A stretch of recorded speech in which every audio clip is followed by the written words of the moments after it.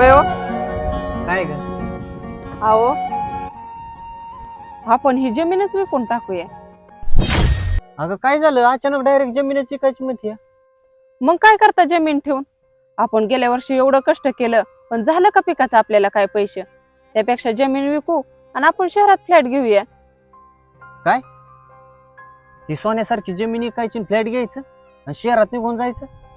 अरे काय बोलती तू? अगे एखाद्या वर्षी नसन शेती पिकली म्हणून काय मग जमीन विकायची गावा काढून निघून जायचं का शहराकडं? काय बोलती तू?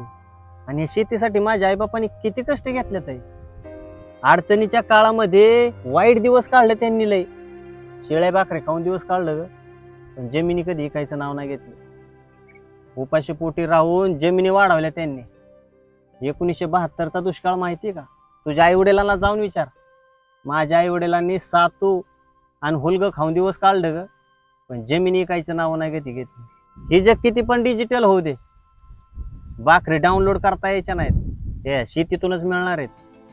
आणि तू म्हणते शेती विकायची? अगं माझा व्यवसाय बघून तुझ्या आई वडिलांनी मला पोरगी नाही दिली. तुझ्या आई वडिलांनी अगोदर माझी शेती ऑनलाईन पाहिली, त्याला शेती आहे का. त्यांना माहिती होतं सगळं जग बंद पडल, पण शेती हा असा व्यवसाय ते कधीच बंद न पडणारा व्यवसाय. आणि तू ती शेती विकायची म्हणते?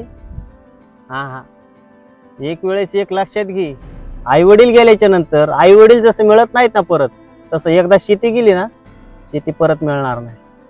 आणि अजून एक लक्षात ठेव, इथून पुढं ज्याच्याकडे शेती आहे ना तोच खरा श्रीमंत असतो.